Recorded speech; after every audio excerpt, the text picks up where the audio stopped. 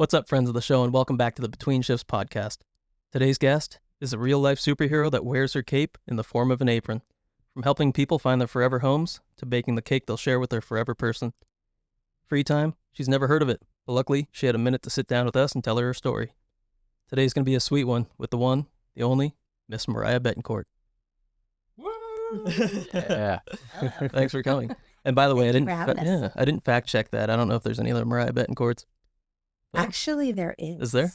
Yeah, and she's like significantly younger than me, and her Venmo is a girl in a bikini, and she has got my Venmos, Oh my God. which is hilarious. That is funny. Wow. I looked up on Instagram the other day, and there's another Ian M. Pink, which is super weird, and it's like a high school kid in Pennsylvania. I want to add him on Instagram, but I'm afraid.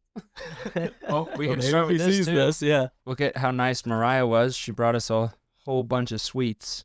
And we already So- had some cake. Yeah. Which Yeah. was very good. Yeah. And by the time this episode comes out, I'll be 30 years old, and Mariah was nice enough to bring me a birthday cake for my 30th birthday. So thank you very much for doing Very that. nice. You're welcome. And since I have known you literally since you were born, I felt like I should do that. Did you have a story you wanted to tell us about that real quick? Should we get I into did. that? Okay, let's hear it. So I'm such good friends with your mom. I just love your mom. I've always just really connected with your mom. She started out as my manicurist when I was in high school, and then we just clicked. And she stopped doing nails, but she let her favorite clients come and get their nails done at her house.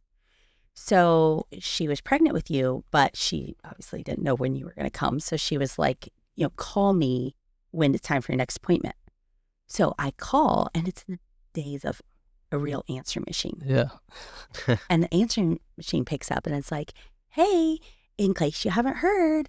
And it sounded like it said, Diane Thomas was born on Father's Day. I was like, Diane, I thought she was having. But your grandma's name was Diane. So I was like, maybe she had a girl. So I hang up and then it bothers me. So then I call back to the answer machine again. And I'm still like, that is so weird. So then I get this lady who works with me and I was like, come in here. What do you think this name said? So we called back like 4 times. And now I realize she was probably with the sleeping baby being like, who's calling me all the time? Stop it. So I don't even think I ever told her that I did that, but I called like over and over and over. And finally, the lady I work with was like, I think it says Ian. Which is funny also because a lot of the times, like when people or when ladies just have their kids, they kind of go, silent and take time to recover. So it's kind of funny too. Felt like I was doing that to our friends recently. And then I realized I was like, oh, wait, they probably just probably just want to chill out. Right. Yeah. I went through an experience. Oh, that's right. I forgot how hard that is. Whoopsie daisies. Yeah. Right on. All right, David, you want to start us off? We'll get right into it. So you moved around quite a bit when you were younger, but you ended up here in Half Moon Bay. And I mean, what was that like? Kind of moving around and then finding your spot and, I don't know, making relationships and all that sort of thing. So my parents were kind of rebels and I'm the baby. So, my mom always sold it as we were going to move and it was going to be this great adventure. So I was always like, oh, we're moving. But when we were going to move here, it was the summer between 7th and 8th grade. And that's a really awkward time to move. Yeah. So when I came here, I can't remember why, but I missed like the first 2 or 3 days of school, of the first 2 or 3, of the first ones. So when I actually showed up at school, everyone was like, who are you? Who is that? Right? And it felt very like all eyes on me. Like, what am I doing? And I felt like I was so much younger than everyone because I came from a tiny town in way northern California on the Oregon border. And so I remember being like, oh, wow, my friends were taking the bus to Hillsdale. And I was like, without your parents? How does that work? Because I had never even been left home alone. So it was odd, but I quickly was like, oh, I love this place. Like, it was so much more fun than where I had been before. And my parents were kind of in the midst of a nasty divorce. And so they had moved here together thinking that they would patch things up. And pretty quickly, my mom was like, I'm out. And she wanted me to go. And I was like, I'm staying here. This place is so much better. So I really loved it. What was the biggest difference that you realized from What town were you in up north? I was in a little town called McDowell. McDowell. Okay. Tiny. What was the biggest difference what made you really enjoy being here rather than there? I came from my class in McDowell of like a combo class was like 20 kids. Oh, wow. And I came to Cunha and was like, whoa, Yeah. look at all these people. Right. And so everyone was just so much more grown up. I had all these friends and we used to go to this one girl's house in the morning in Montera and get ready. And, they were doing all kinds of stuff. And it was more fun. I was not sheltered. I was not stuck out in the middle of the country.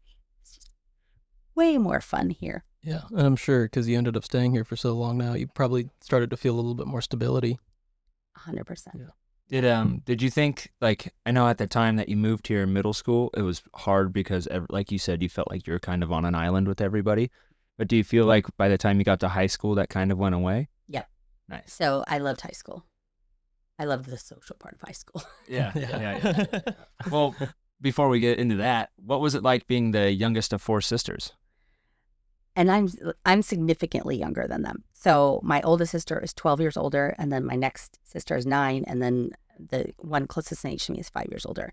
So my oldest sister got married when I was 5. Well, Wow. Oh, Yeah. So, okay. And then Anna, my next sister, she left for college when I was probably like 7 or 8.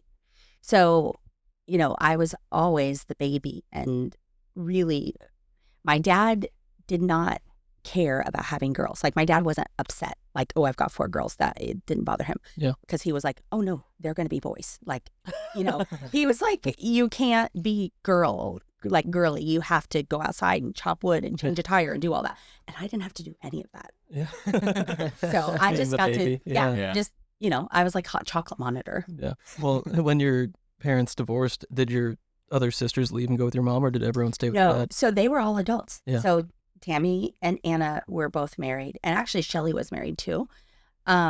So I was the only one left at home with At the my home. dad. So, and my mom and dad kind of did this back and forth thing for about a year.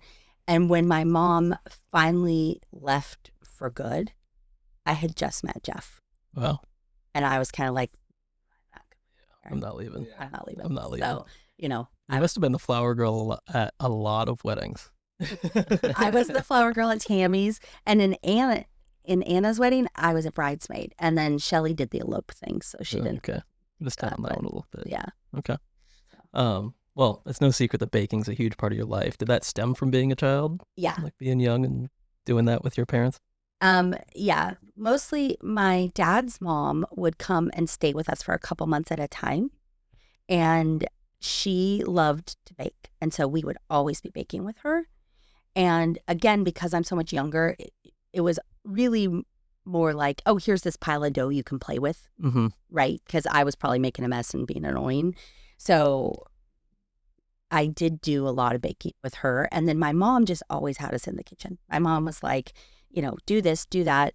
And so we just spent a lot of time together cooking and baking. And when I was in high school, I really wanted to go to culinary school, Okay.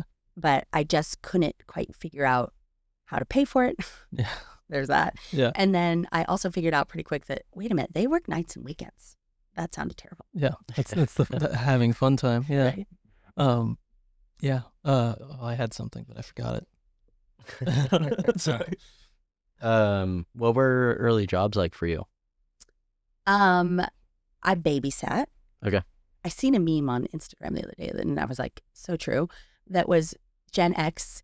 We would be 12 years old. We would be babysitting 4 kids, one of which was a newborn, and we were making like $6 an hour. That's so true. That is freaking true. Like, who gave me their babies? Like, that's insane.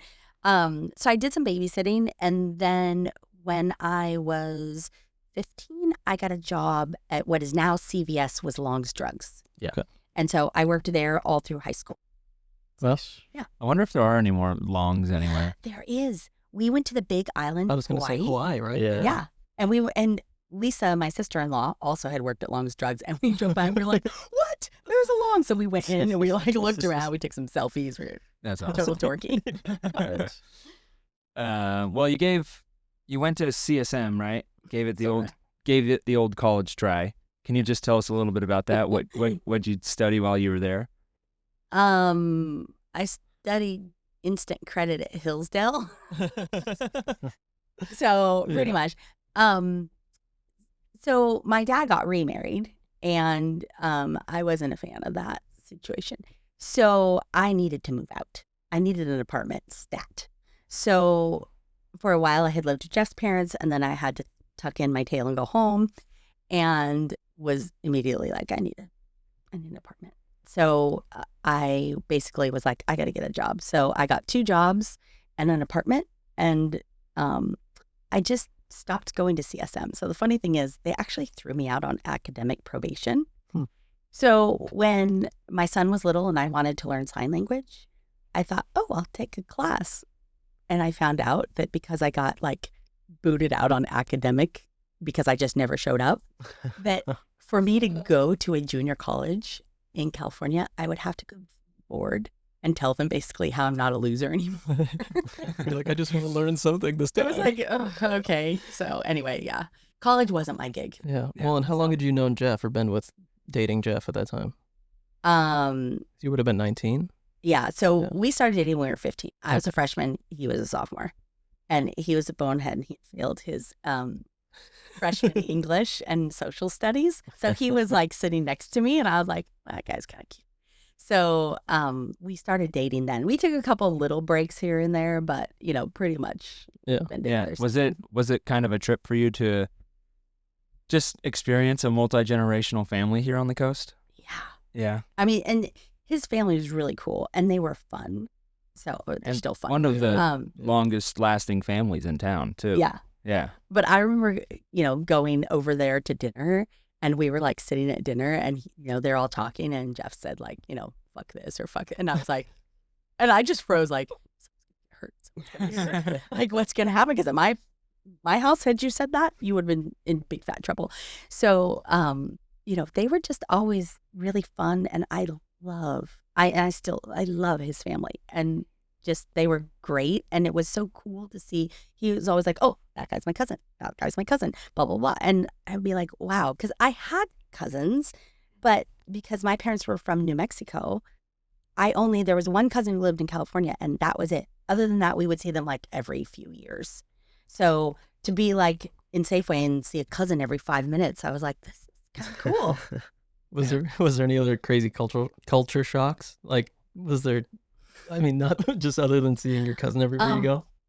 No, they ate pasta as a side dish, which me as a teenager was like, this is amazing. Yeah. Right? Because my parents didn't eat like that. Yeah. So it was like, I don't know what that culture, I mean, it might be Italian, I don't know, but it was like, pasta's a side dish. So anyway. All right. Well, we know getting to see life through the eyes of a child is a beautiful thing. Can you share a little bit about your son, Alex, and what makes him so uniquely wonderful? Sure. So Alex was born with something called Charge syndrome. And that's an acronym for basically all the things. It's like a giant umbrella of things that could be wrong, birth defects that could happen. And there's like 150 of them. And so he obviously doesn't have all of those, but he has a significant amount. So that, gets him that diagnosis. And, we were shocked by that. We didn't know that until he came out. We knew something was up, but they kind of made it out like something was maybe wrong with me. And so when he actually came out, it was a huge shock. And he's had like 60 surgeries. Wow. He ate through a tube in his stomach for like 8 years. He breathed through a hole in his neck called a tracheostomy till he was 2.5. And so he really, we just kind of were like thrown into this crazy medical world, and I had zero idea. I was 26. I was like, what? But I would change it for him. Mm-hmm. Right? Yeah. Like he and you would probably be in the same class, I think. I think Alex would be a year older. Yeah. Maybe a year older? Yeah. Okay. So like it'd be cool if Alex, had friends and did all that. So I would change it for him. I would not change it for me. Yeah. I learned so much, and he's such a cool guy. Yeah. You know, and I was not raised around anyone with a disability, so I didn't have any experience. But when you really are quiet and you watch how he figures stuff out and how hard he works, you're like, wow. I mean, one of my pet peeves is the word retarded as a slur. Yeah. That was a word that ruined my life when I was 26 years old because they told us that, and it was hurtful. Yeah. So it's hard for me when someone like just flippantly says that. I want to make them cry. Yeah. But, you know, I'm like, the thing is that if that word describes how hard Alex works to make things happen, it's like that word should be an honor. It should be. Yeah. Right? Because, yeah, his brain doesn't work in the same way that ours works. He can't drive a car. He can't be left alone, that kind of thing. But he figures stuff out. I mean, when he was like 4 or 5, and they were like, well, he can't count. And I was like, sure, Alex can't say 1, 2, 3, 4, 5. Alex had 4 identical umbrellas. And he was not leaving that house till he had all 4 in his hand. And I was like, that means he can count. Count? Yeah. So, you know, Yeah. I would get really like kind of probably rude to people because I'd be like, he can count, you know. But he's really cool. And he's just, when people say, oh, I'm OCD. No, Alex is OCD. Alex has actual OCD. What are some ways that you had to kind of help him progress cognitively? Like, what are some exercises that you would do when he was younger? We did every therapy, you know, when your child is born with stuff, they basically come to your house. He was like 3 months old, and they put him on a blanket in the middle of the floor, and there was 12 people in a circle. And every time he moved, all you hear was like, which was the writing of their pencils. Jeff and I would look at each other like, you know, so they start super early because they just know. So we did every therapy, every school. He tried to go to school here. It did not work out. We had a huge dust up that was, you know, annoying. And so he ended up going to school in San Jose, and I drove him to school every day for 12 years. You know, and that school was amazing. And that school really focused on each kid is one-on-one in that school, and they rotate staff members every 15 minutes. So you're with this guy, and then, you know, and so nobody gets tired. And they really capitalize on what makes each kid tick. And so for Alex, they figured out like it's the Disneyland stuff and it's Legos and all that. And so they would use that to teach him things. So we just carried that over as much as we could at home. Yeah. You know, It's cool, the understanding. yeah. And it's amazing. He sign language, you can communicate between the two you guys, and it's a beautiful thing. How was that process, teaching him sign language? So the school used sign language, so we were like, okay, we better learn. So we hired a tutor that came and taught our whole family. She would come like, I think every other week, and like Jeff and his parents and Matt and Lisa and Todd, and everybody would come and we would do sign language. And so that sign language is amazingly intuitive. You're like, wow, that makes sense. Like home is where you eat and where you sleep. You know, things like that, where you're like, oh, that totally makes sense. Sign language is really handy. Like if you want to talk to somebody and don't want everybody else to know, sign language is the way to go. Yeah. I tried to learn. It is impossibly hard still. Yeah. It's a You hard have to use it language. You have to constantly. use it. Yeah. Yeah. It's So- pretty impressive. Yeah. Yeah. Well, and is there anything that you wish other people would understand when it comes to like having the opportunity to raise a child with special needs? Yeah. My biggest thing is because the staring literally kills my soul because Alex looks different. Alex has what they call craniofacial differences. So his face looks different. And I'm like, you can stare at anybody as long as you put a smile on your face. Mm-hmm. Because when you stare at my child like he is horrifying, that's so hurtful. Oh my God. So, and I have to really, for a while I was really bad about it. Now I'm kind of like, no, little kids don't bother me. Because little kids are really honest. They're like, what's going on over there? And you're like, okay. And you can explain to them. It's cool. But older people, and when you just look horrified, that's the thing. So I'm always like, smile, just say hi. Yeah. you Be know, curious, like a gentle curiosity, like you're saying with little kids. Yeah. Right. And little kids will just ask, and I'm always good if anyone asks questions. I'm like, oh, it's like this, and I'll explain it. But I mean, it's changed a lot in my mind. It's made me really aware of other people and being kind. So that's really important, mostly just to be kind. And sometimes, like for Alex, we get a lot of grace in that he'll be like, because Alex is really loud all the time. And so he'll be like, rah, rah, rah, doing his thing. And people will look over. And because he has a craniofacial differences, we immediately get grace. And people are like, okay, something's going on over there. But I have a lot of friends whose kids have autism. And so they look just like everybody else. But they're doing their thing. And people are like, horrified. So I can see that in a lot of ways we're super lucky because people just immediately get it with Alex. But the other thing I wish that people could understand is life doesn't have to be perfect to be beautiful. Yeah. And that I constantly remind myself of that because it's very easy sometimes to get down and be like, oh, because one of the things is I can't really do a whole lot. I can't go anywhere unless I have care for Alex. So I'm constantly on a ticking time clock to be like, I gotta be home at 6 o'clock or I gotta be home, whatever. So I try to not focus on that as much, but, I try to be like, there's so many good things about him that, it's just really, I just remind myself, it doesn't have to be perfect to be beautiful. And obviously you have help. I do. That in itself, scheduling and trying to figure out someone that you would leave Alex with in itself is probably a full-time job for anyone else. Yeah. Like we've been looking for another person for months. Yeah. And, people they don't, until they come and see him, I try not to give out too much info to them because I'm kind of like, come and meet him first. Mm-hmm. Because if I tell you all of the bad things, you're going to be like, no. But when you meet him, I mean, Alex thinks he's amazing. Alex is super happy. So he's not sad, right? He's super happy all the time. And he's just like, I'm a 30-pound toddler. I want to cuddle you. Mm-hmm. And he's not 30 pounds. He's 110 pounds.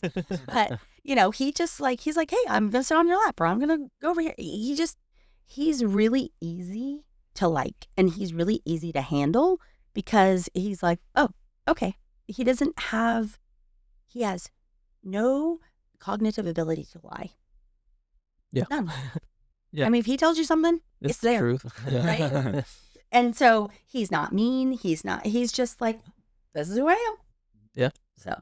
All right. Well, talking about you guys and what a good day looks like, I'm more curious knowing how much you guys love Disneyland. What does a great day look like for you and your family? So Alex really loves Disneyland. Absolutely. Right. And so we used to just go once a year.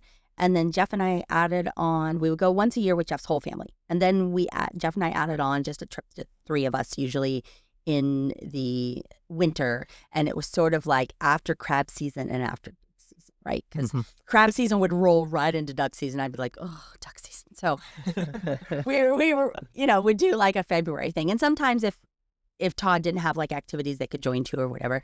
So Alex just got super into it. And then after a while, I was like, I could take you. Like if not, everyone doesn't want to go all the time. So Alex's perfect day really is Disneyland. And he loves to stay at the Grand Californian, which he calls the Brown Sleep House. Alex talks in colors. Everything is a color. So the Brown Sleep House, and we wake up there, and then he wants to go on the Incredicoaster first. Like, got to get the day off at the right speed. Food is kind of weird for Alex. Alex isn't food motivated at all. So food is okay, but there's not really a Disney food that he likes. But, he just loves being there. He loves the atmosphere. He loves going to the pool. He loves fireworks. He does not love sitting for shows or parades. That's a 0. So we just go from thing to thing. And if Alex wants the small world and we're at the Incredicoaster, we're huffing it back. Yeah. Like we're just, and so at the end of the day, and it's like 12 miles that we walked, and everyone's like, oh my God, I'm exhausted. Yeah. And I'm like, keep going, girl. We got Yeah. shit to do. We got more days. Yeah. You mentioned that Alex has OCD. Yeah. So when you guys are at Disneyland, does he have a specific order that he likes to do the rides in every time that you're there, or is it kind of No. it mixes up? Yeah, it mixes up, and you have to ask, like, what do you want next? Yeah. And, that's one of the reasons why we haven't gone to Disney. Oh, Because I'm afraid that, first of all, that's a long plane ride and I don't want to get arrested. So, because Alex is pretty loud. So when we get off the plane and it's not identical to Disneyland, I think he might freak out. Yeah. So I was like, I think that would trigger his OCD. Yeah. And what's his favorite ride? I didn't. It's either the Incredicoaster or the Matterhorn. That it kind of goes back and forth.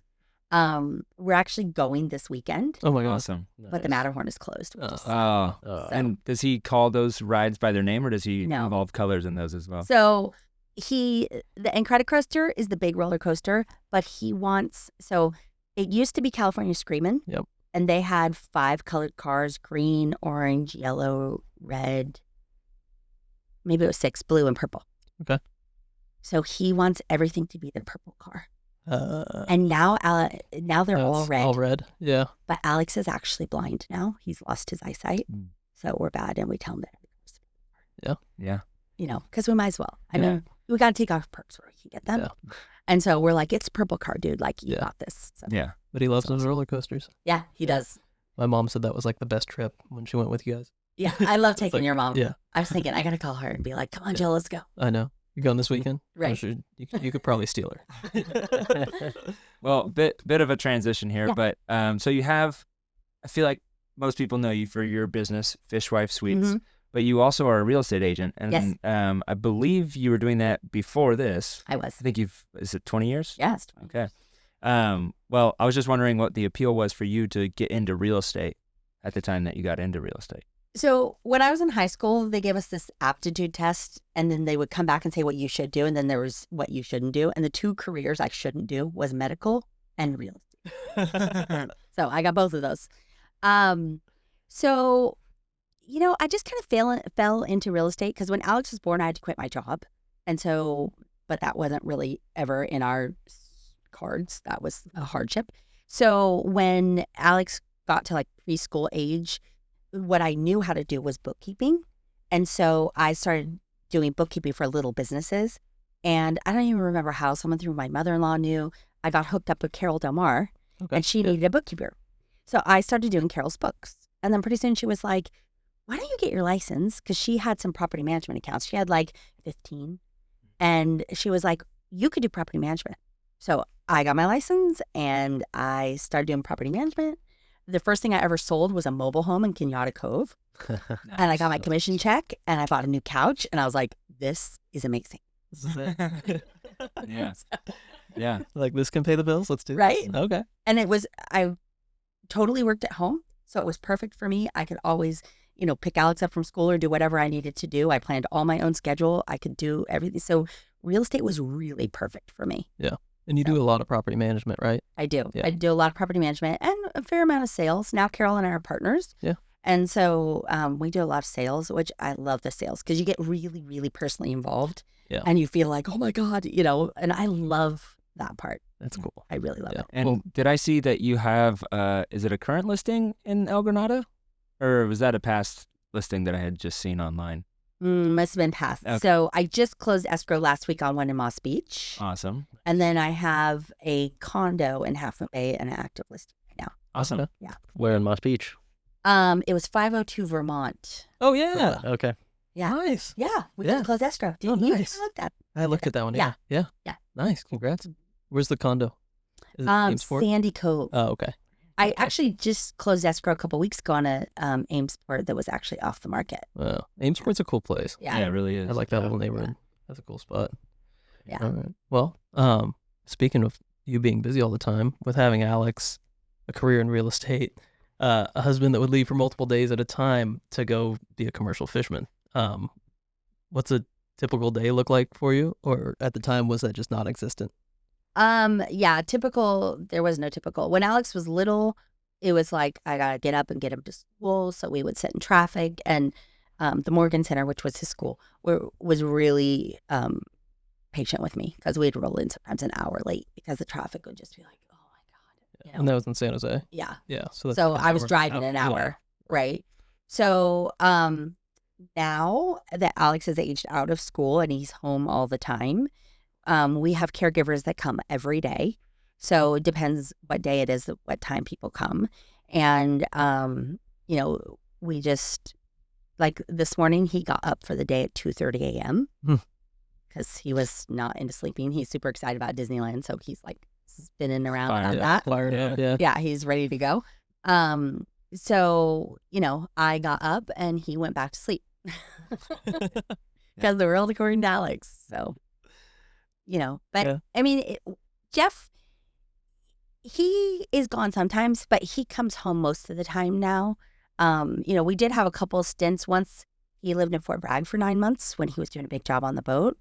And then once he fished out of Morro Bay for the summer. Okay. So, and that was like, you know, you just, I don't know. I mean, I got really used to him being gone a lot, even before Alex. So I'm just like, okay, whatever. We'll deal with it. Yeah. Your guys' businesses blend really well.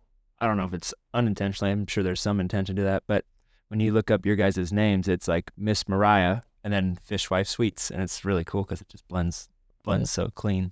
There was 2 boats named after you. There was. Yeah. I got a good one. I got a good husband. So, Yeah. you know, How does that feel having a boat named after you? That's pretty cool. Yeah. I was kind of bummed that they changed the other one back, but you know, I Yeah. did it. No, it's pretty cool. I am pretty like honored. So Yeah. Yeah, it's such a staple in the harbor too. yeah. Boat's Good. been around a long time. Yeah. I got to work with Jeff when we were remodeling the boat when he had first got Oh, it. that's right. Yeah. And me and my dad worked into the kitchen and got to work with Todd and whoever else was working on the boat at the time. But I had to spend a lot of time with Jeff. Right. Well, his career is pretty unpredictable. What's it like having to plan around the life on the ocean, because the ocean itself is extremely unpredictable. So We're those people that are like, if the weather sucks, we'll be there. People are like, okay. Yeah, I mean, that part isn't that fun. And it's just Murphy's Law that if I really, really want to do something, the weather's going to be great. And he's not going to be home. So, you know, I mean, now he can be a little bit more flexible with that. When we were younger, there was no flex in that. You know, I remember we went to a wedding in Tahoe with friends of ours, and we drank all weekend. And we were like, just party. And then the night of the wedding, we had to drive home because when Jeff was doing trawl fishing at that time, Sunday was the Monday, right? So you always had to fish on Sunday. So we literally had just pulled in the driveway and come in, and he had just like changed out of his nice clothes. We had driven all night, and his dad pulled in the driveway like, come on, let's go. And Jeff was like, Let's move. you know, we were young, and I was like, oh man, there was some nights he did not sleep. Yeah. So- Well, and side note, you have a really talented nephew, Todd, I do. that is really good at filming, editing, and anything in the marketing world, in my mind. Do you get to utilize his tools at all with your business as well? You know, he made me a video a long time ago, and he hasn't done it since. And I haven't asked him, to be fair, because he is really busy. If I asked him to, he would. I love Todd. Todd's a good egg.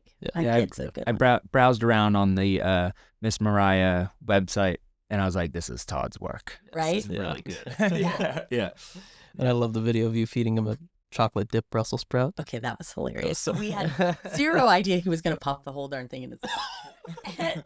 And we were just like, oh no. So, yeah, that was pretty funny. It was so funny. Yeah. Oh my God. Now, did Jeff get out for salmon this last weekend? No, because they wouldn't let the commercial guys go. He would Even have if- had to be on a sport boat.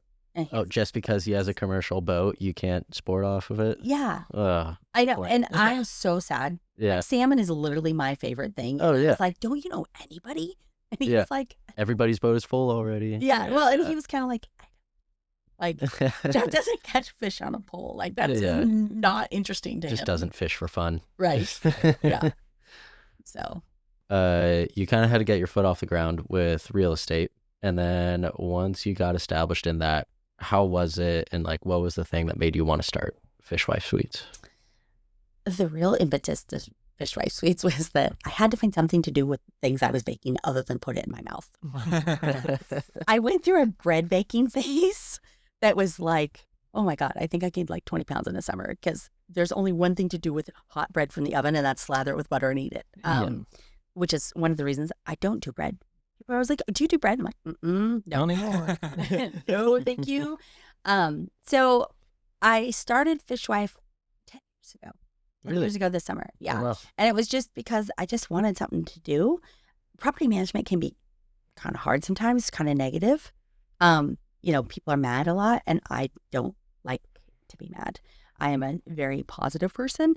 So baking to me was always super relaxing, and I would do it, and then it would be around my house and I would eat it.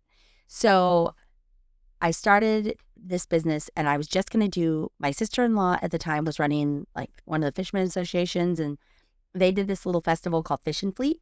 Oh, yeah. Remember that? Yeah, of course. So the first Fish and Fleet, I was like, okay, I'm going to do this. So I got my permit, and I got some t-shirts, and I got labels, and I did all of that. And I spent days baking. And your mom, for instance, a bunch of my friends came over. Everyone helped me package. We did all this stuff, and we had it all like loaded. And the night before, I like fall into bed at 3 a.m. and Jeff says, "You're never going to sell all that shit."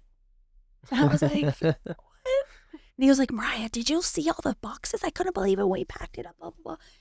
And I was like, oh no. And then I started to doubt myself. And the next day, we sold it all. Okay. And I was like, I sold it all. So was that the very first event for Yes. Fishwife? Okay. And So everything is to spite your husband. And I'm sure, I mean, he was right in the way that I'm sure I probably didn't even make $5 by the time when my friend got everything, and like, I was completely inefficient, but it was so fun. Yeah. So that must have motivated you to do more events.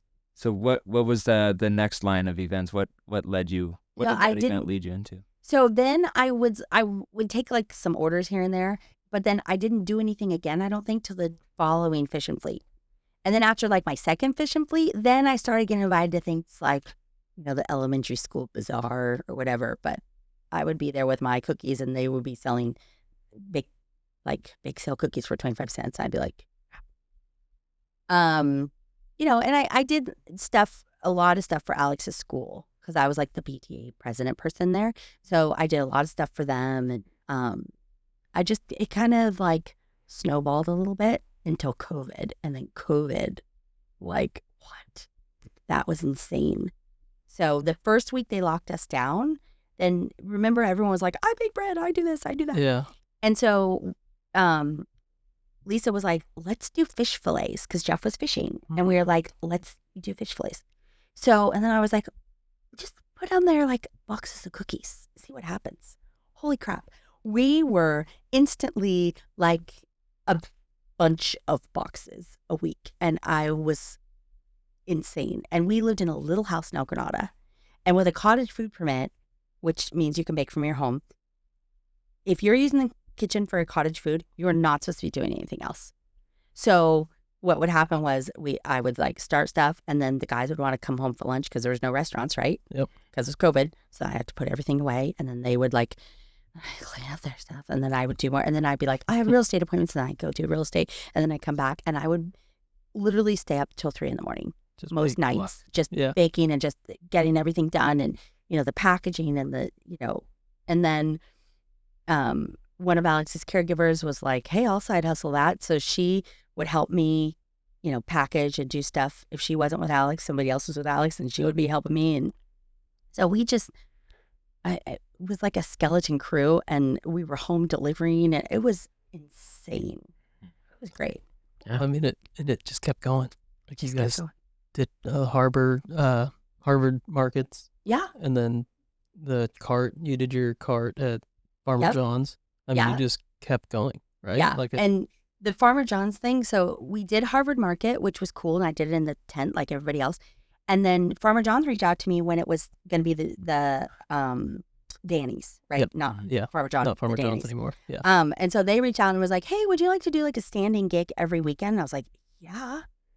And then I was like, oh, I'm going to be in like a dirty easy up. Oh, that sounds like cold.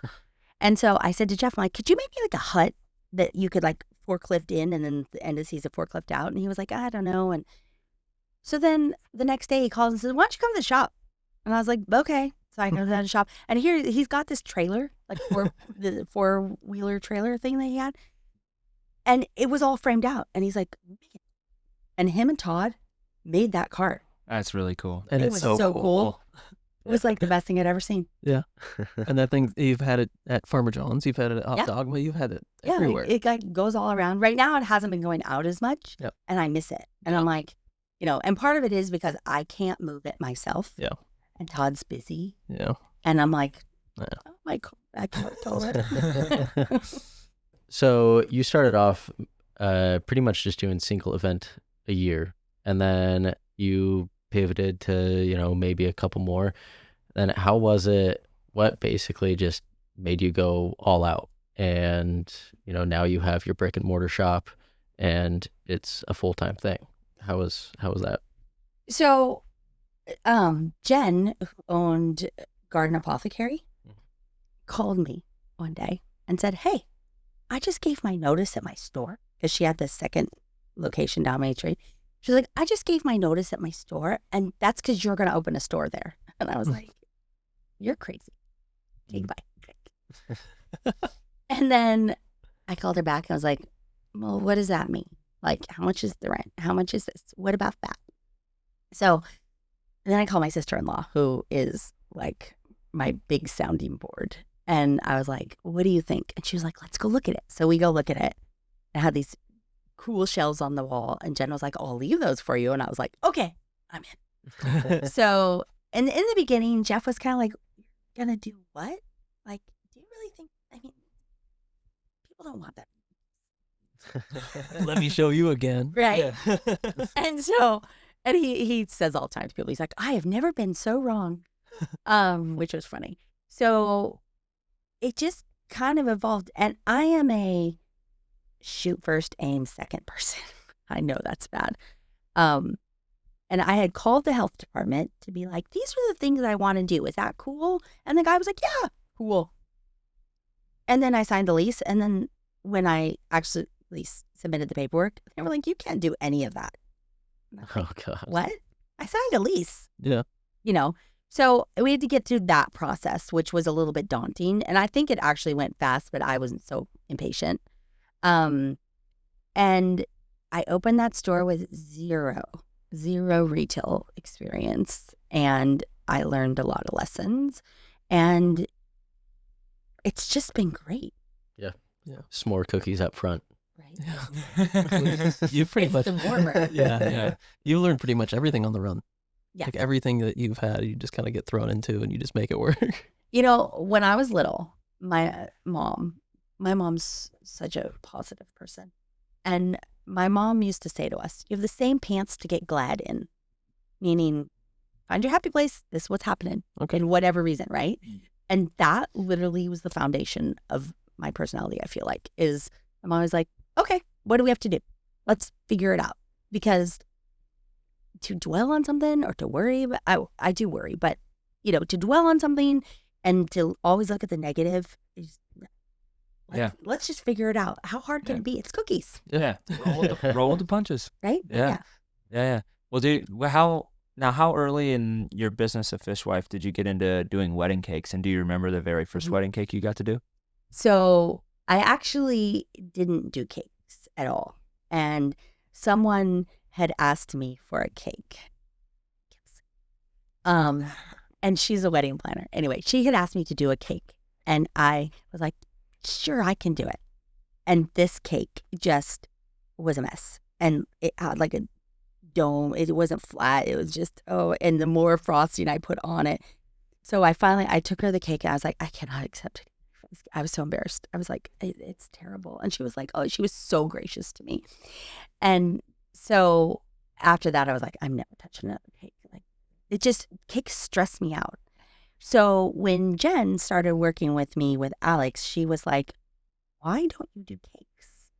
And I was like, because they stress me out. She was like, I do cakes. I can cake decorate. So, fun fact, and I try to be real transparent with this. Jen does most of my cakes. Oh, awesome. Yeah. So we work together. Like I bake them.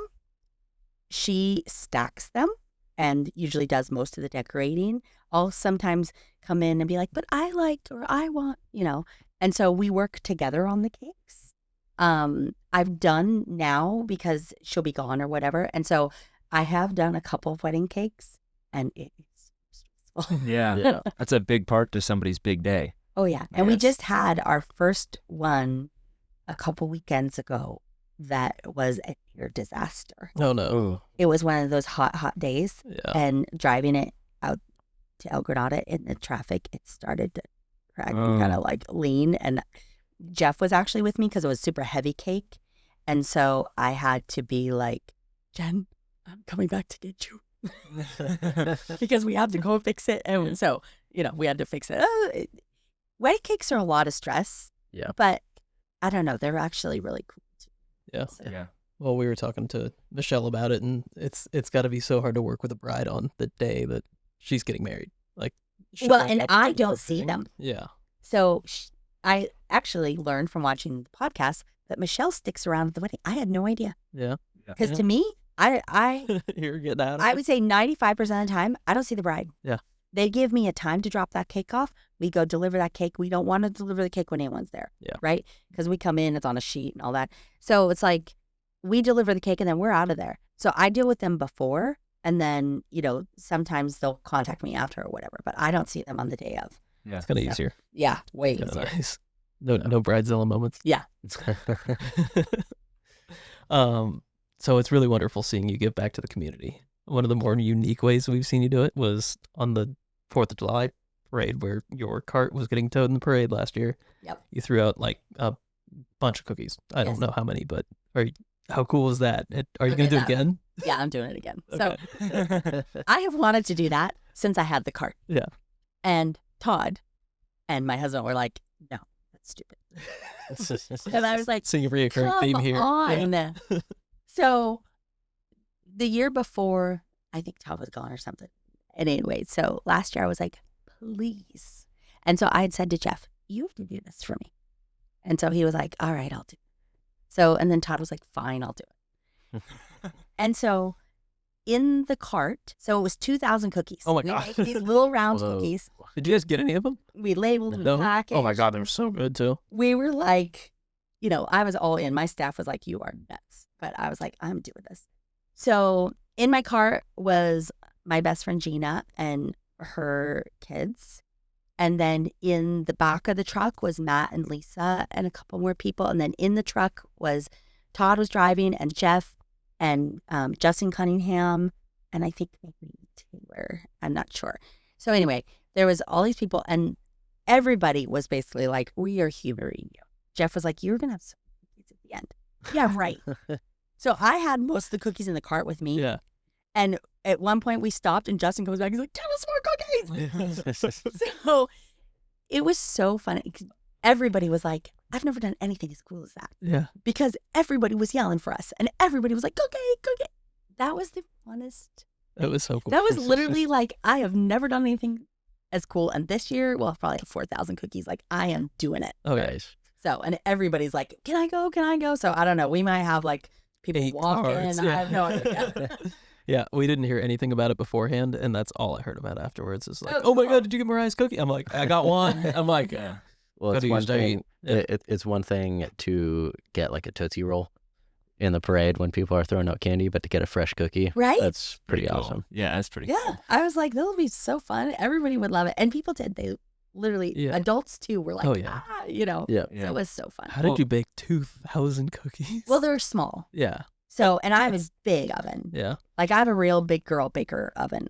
So, we can probably do that size cookie. We could probably get almost 200 through in a pass. Okay, Yeah. So it's not Wow. that bad. it still seems So- like a lot of work. Yeah. But it was like for, that week before, it was like, come on, guys, we just got to bake cookies. And then, but the rule is this year, if you want to be with me and do it, you have to come one night and package. Yeah. Because the Yeah. packaging was what really Yeah. took a lot. Yeah. So I was like, hey, like my nephew wants to do it. And I was like, hey, you got to come and help package. Yeah. So- Yeah, that's a good rule. Well, Yeah. speaking of cookies, What's your personal favorite cookie from your lineup? Right now, it's the dark chocolate pistachio with sea salt. Ooh. And I love nuts in cookies, and I am a huge salt and sweet girl, which is why there's so many salty things in my store. So that is currently my favorite. And when they're in the warmer and they've been there too long, they get crunchy, which I love. Yeah. So you can always ask for, when you go in, pro tip, you can ask for crunchy cookies because we put them up at the top. Okay. So, because most people want the soft ones, but some people like the crunchy. So I love Starbucks. Everybody knows that I'm at Starbucks twice a day for my English breakfast tea latte. Mm-hmm. And nothing is better in the afternoon than a dark chocolate pistachio cookie and my English breakfast tea latte. Nice.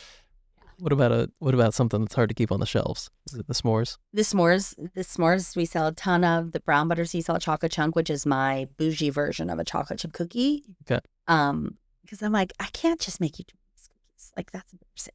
Yeah. So, it's got to be like something better than that. Yeah. My lemon bars, suddenly the lemon bars have had this major following. So we sell out of lemon bars almost every day. Wow.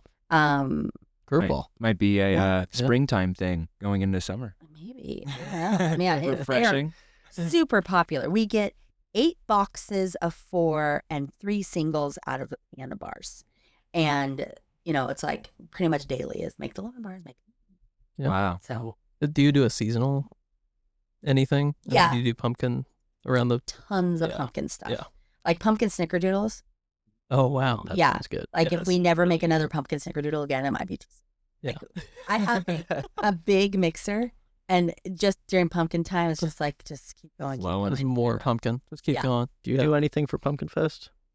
My store's open. Okay. Yeah. But the cart is at Farmer John's, so I can't do the Pumpkin Festival parade. But you do get a lot of walk-ins. Yeah. Yeah. One of the big things I do during pumpkin time is pumpkin pie cinnamon rolls. Ooh. So I make actual pumpkin pie, like stuff without the crust. Mm-hmm. And then we put that in the middle of the cinnamon rolls. People go bonkers for those. Yeah. So Saturday and Sunday morning at Pumpkin Festival, they're hot. Wow. So I get up super early and bake them and, package them. And then when we arrive at the store, they are hot. So we just, Yeah, they're I need good. that. Yeah. Yeah. We just live pretty close to Main Street. And so my husband has one of those like side-by-side ATV things. So he is my pumpkin festival Uber driver. So he's like constantly driving the back road, That's awesome. Bringing more supplies. Yeah. That's crazy. So being on Main Street, during summer it gets busy. During 4th of July, Pumpkin Fest, is there any other times where you really see like an influx in business? Yeah, if it's warm. Yeah. For sure. If it's warm, it's really good.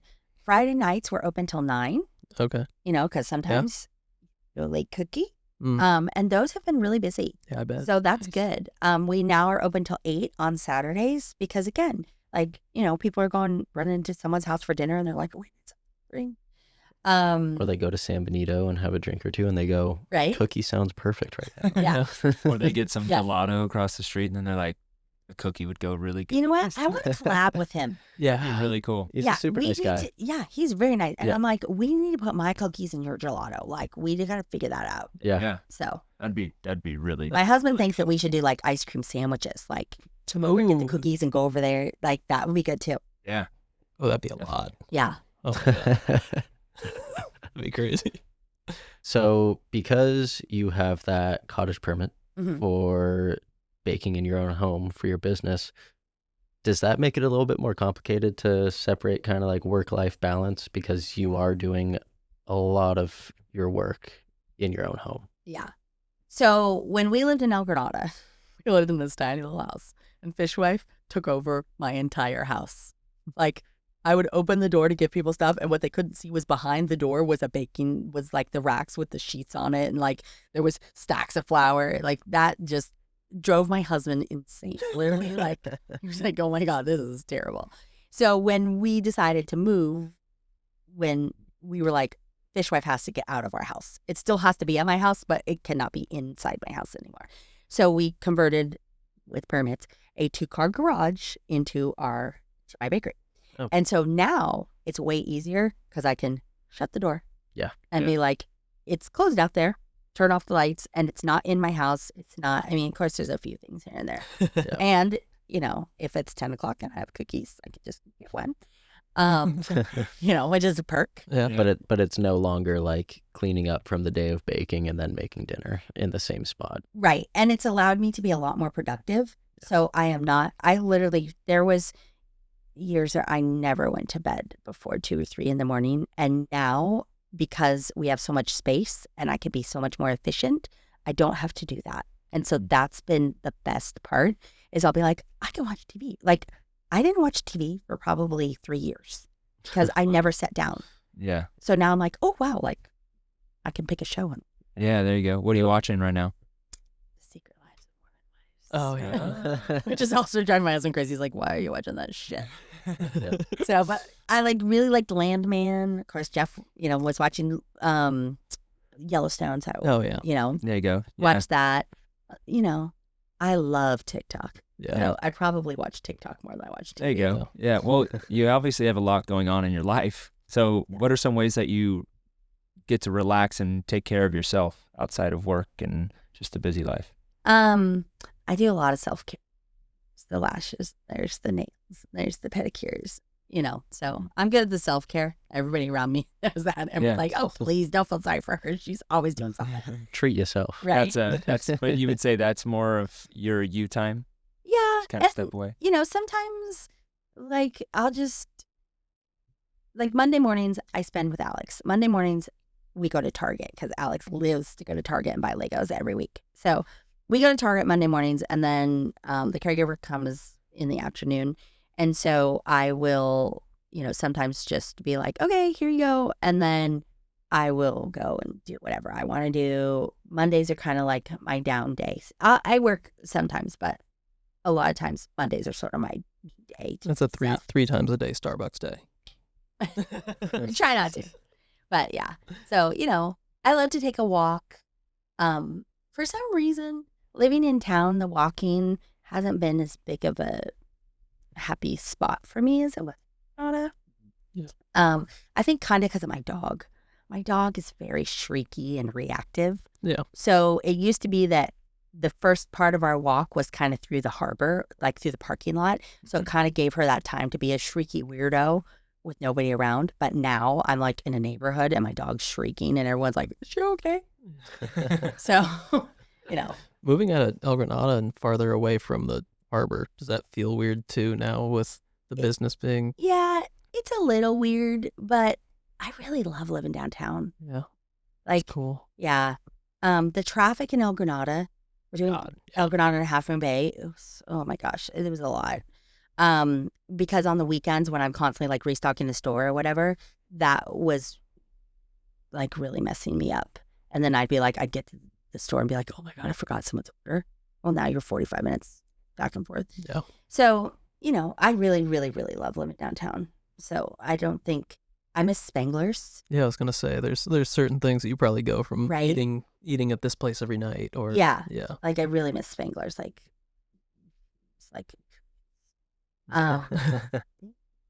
Anyway. But it's all good. I mean, sometimes change is good, and I'm good with that. Yeah. Yeah. Well, So. speaking of change, I saw on your Instagram at some point in time you did a reel of if I could sit down with my younger self, what would I tell her? Yeah. And that was really cute. And I kind of want to know, what is it? Because it really kind of I've known you my whole life, and it was kind of cool getting to know you that way. Aw. What would you tell yourself if you got to sit down with your younger self? Probably. I think I would just say, let it go. Things are going to be okay. Yeah. I spent a lot of time, and that was really around Alex, but a lot of worrying about what was going to happen. And, when I look back now, I'm super proud of Jeff and I, because something about having a kid with all that stuff, we just stopped caring about little stuff. Okay, you want to go duck hunting? Have a great time. Yeah. He's like, you want to take Alex to Disneyland? Have a great time. We don't fight about little shit. That's just not worth it. Yeah. So, it's I would want to tell my younger self, everything's going to be okay. Because it ended up okay. Yeah. You know, things are fine. And I'm really happy. Like, really, really happy. And there's not anything in my life, like I said, I would change it for Alex. I wouldn't change it for me. Yeah. So I think that's really it. It's just don't stress about stuff. You know, when Alex was a baby and, you know, like the Keatons lived across the street. So Miles was walking and Alex was walking. That felt like a giant, you know, Grand Canyon. Yeah. Big disconnect. Right? Yeah. But the Grand Canyon is actually now, right? Because everyone's getting married and like all of that stuff. But when I look at Alex, I'm like, he's happy. He's fine. You know, he's okay. He really thinks, thinks his life is great. So it's all good. I wonder if my mom would say the same thing about me. I'm not getting married. She's like, he's probably happy. She would. Yeah. Well, and I think things have turned out better than okay. I think things are great, right? Yeah, things are great. So, yeah. Cool. Would you like to tell everyone where to find you? Business address for the main street and your socials? Yeah. So my store is at 329 Main Street, which is next door. I'm like the little attachment to Feed and Fuel. And my social is at Fishwife Sweets. I have a Instagram and I have a TikTok. I really learned how to use TikTok. I keep trying to make that like a goal. We got to learn it too. Because it's the app. It's not intuitive. Yeah. At least not to me. Like Instagram I can figure out. I just can't. And then my Delmar Properties Instagram. Oh my gosh, Carol is gonna absolutely kill me that I don't have this prize, but it's like Delmar-Properties HMB, I think. I'm gonna look it up real quick. It's gotta be You want to tell us real quick what services you do with Delmar and with Fishwife? Yeah. You do special orders and Yeah.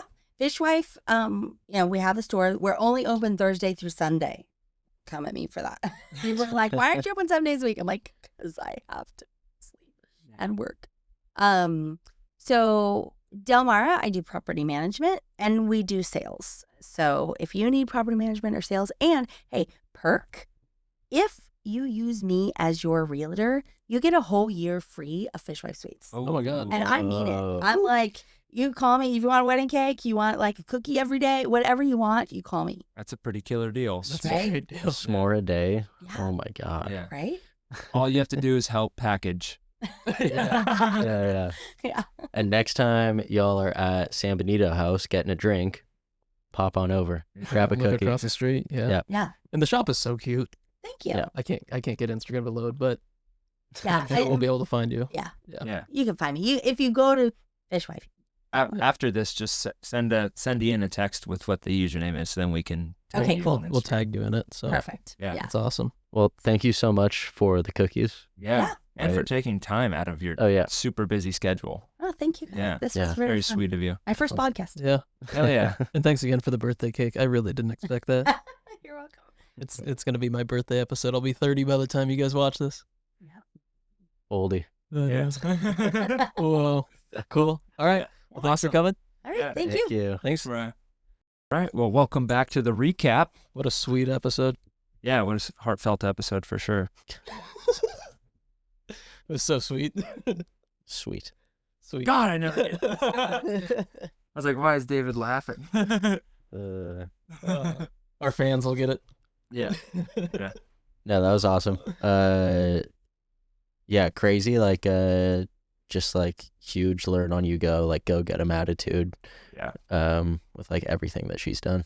Yeah, like you said, just learning on the go. It's pretty crazy. Well, she's really had to learn like how to roll with punches. That's the biggest thing I'm taking away from this. It's just like starting her business, real estate, having Alex. Like she's learned everything, like you're saying, on the fly, but she's had to deal with so much setbacks and then learn how to move forward from those, and that's inspiring. Yeah. Well, even from an early age, like having to move out, not having to, but having to move out at 19 and not getting that like education after high school to going on to getting a real estate license, learning sign language, learning so much about the medical field, having to go through the whole permit process for the cottage kitchen. Like everything that she's done is just pretty incredible. Yeah, a commercial kitchen at your house is pretty cool. Yeah. It is. That's Yeah. pretty God, I'd be so huge if Claire had that same job and there was cookies at free will at the house. I'd be huge. Yeah. Oh, yeah. Yeah, actually, same. There's no way I would see myself. These have been sitting in front of me the whole episode, and it's so tempting not to eat one. Mariah brought me a birthday cake, and I made the boys already eat a slice before they even had dinner. Yeah. So thanks, guys, for sharing that with me. I appreciate it. By the Yes, time this next episode comes out, I'll be 30. Oh my God. It's crazy. When's your birthday? June 18th. How old will you be? I'll be 30. What did she bring you today? Oh, she brought me a birthday cake. I don't know if I said, but I appreciated. She brought me a birthday cake, and I appreciate it so much. Oh, shit. Well, happy birthday to Edith. Yeah, happy birthday to me. I'll be 30, and Mariah brought me a cake. Happy birthday, man. Thanks, guys. Yeah, all in all, great episode, Yeah. great sweets, and just awesome that she is a part of such a long time Coastside family as well. Yeah. Like, she sounded like that meant a lot to her to just be accepted into that family. Yeah, we're going to make sure this comes out before the 4th of July so that everyone that's listening knows to go to the parade Yeah. and look out Get for your cookies. like 4,000 cookies or something. She said. Yeah, she's going crazy on the cookies this year. Everybody should get one. Yeah. I don't know. How many people do you think go to our parade? I don't even think that many people I live here. don't know. I'm just kidding. And it's cool now that she has her brick and mortar store because beforehand it would be trying to find her at Harvard Market in Princeton or whenever she was doing events. And now that she has a brick and mortar store, it's so cool to be able to just walk in there. Yeah. I'm sure her as a business sales have definitely gone up since opening that. Yeah, for I sure. don't. So is my weight. I don't go there and get a s'more cookie often enough, but I'm definitely gonna start going more. Yeah. For You might not have for better or for worse. weeks, Dave. Whoa, Couple of so weeks. many. That's I don't know. I think don't know. it's my That- 30th birthday. I'm taking those. those are gone tonight. We're eating those downstairs in a minute. Well, thanks Awesome. for hanging with us and getting to know Moriah, and yeah, that was a very heartfelt, sweet episode. I hope you enjoy the story that she told about my mom not answering the phone when I was born. Oh. And just in case you guys didn't know, wish Ian a happy birthday. Yeah, I'll be 30 by the time this comes out. So I don't know if you guys knew, but she brought him a birthday cake. all right, guys, thanks for listening. We'll see you next week.